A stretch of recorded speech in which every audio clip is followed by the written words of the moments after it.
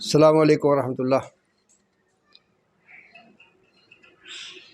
والصلاۃ والسلام علی رسول اللہ نبی بعد، اللہم صلی علی محمد وعلی آل محمد بارک وسلم۔ عزیز ساتھیوں، ایک سوال اٹھایا جاتا ہے اکثر احباب کی طرف سے کہ نظر بد کی حقیقت کیا ہے، کہ نظر بد لگتی بھی ہے یا نہیں لگتی، اس کی کیا حقیقت ہے۔ تو ایک بات میں واضح کرتا چلوں کہ نظر بد حق ہے، برحق ہے، اس کا لگ جانا حقیقت ہے، بلکہ یہاں تک کہ یہ جادو ٹونا، یہ جتنے بھی معاملات ہیں اسیب کے معاملات، ان سب سے خطرناک چیز جو ہے وہ نظر ہے۔ اللہ کے نبی صلی اللہ علیہ وسلم نے فرمایا کہ میری امت کے آدھی امت جو ہے قبروں میں صرف نظر بد کی وجہ سے چلی جاتی ہے۔ آتا ہے کہ ایک اونٹ جو ہے ہنڈیے میں پک جاتا ہے اور نوجوان جو ہے وہ قبر میں چلا جاتا ہے صرف نظر بد کی وجہ سے۔ تو اس لیے نظر بد کی حقیقت کو ٹھکرایا نہیں جا سکتا۔ نظر بد ماں کی بھی لگ جاتی ہے، کسی حاسد کی بھی لگ سکتی ہے، کسی جن کی بھی لگ سکتی ہے، حتیٰ کہ اپنی سوچ کے اوپر بھی نظر لگ جاتی ہے۔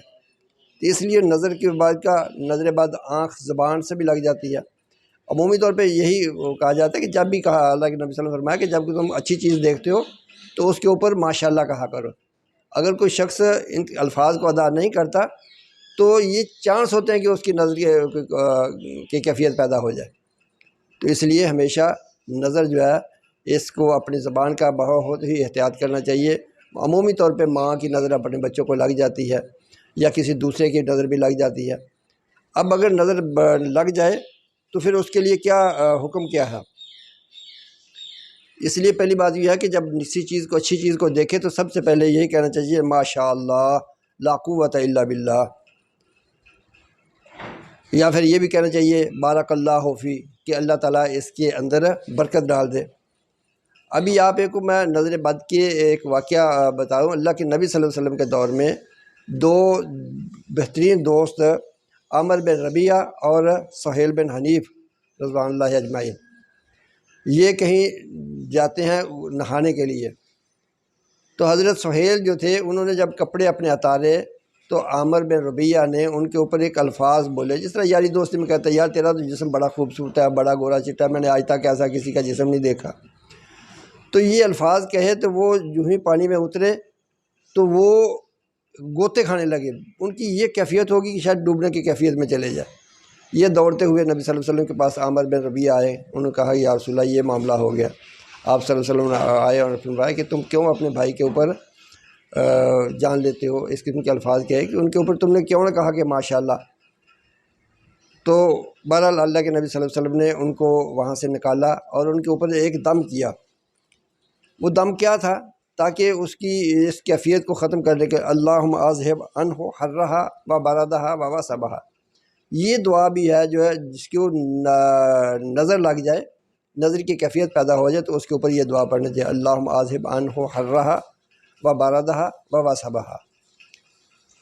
اس کے ساتھ حضرت جس طرح حضرت نبی صلی اللہ علیہ وسلم آیا کہ وہ دم پڑھا کرو جو حضرت ابراہیم علیہ السلام اپنے بچوں حضرت اسماعیل علیہ السلام اور حضرت اسحاق علیہ السلام کے اوپر پڑھا کرتے تھے۔ تو وہ دعا جو ہے وہ بھی بہت کارگر ہے، بہت اللہ کے ہاں پسندہ دعا ہے۔ چونکہ اللہ کے نبی صلی اللہ علیہ وسلم کے پاس ایک دفعہ حضرت حسن حسین رضوان اللہ اجمعین کو لایا گیا جو کہ بہت ہی نحیف کیفیت میں تھے نظر کی وجہ سے۔ تو پیارے نبی صلی اللہ علیہ وسلم نے ان کے اوپر وہی الفاظ ادا کیے تو ان کی وہ کیفیت ختم ہو گئی اور ماشاءاللہ ہنسنا کھیلنا شروع کر دیا۔ وہ کیا دعا تھی، کیا الفاظ تھے؟ فرمایا اعوذ بکلمات اللہ التامہ من کل شیطان وہامہ ومن کل عین لامہ۔ یہ وہ دعا ہے جو اللہ کی طرف سے کہ نبی صلی اللہ علیہ وسلم فرمایا کہ ان کی وجہ سے نظر کی جو کیفیت ہے، نظر کے جو اثرات ہیں وہ اللہ کی طرف سے بہت جلدی ظاہر ہو جاتے ہیں۔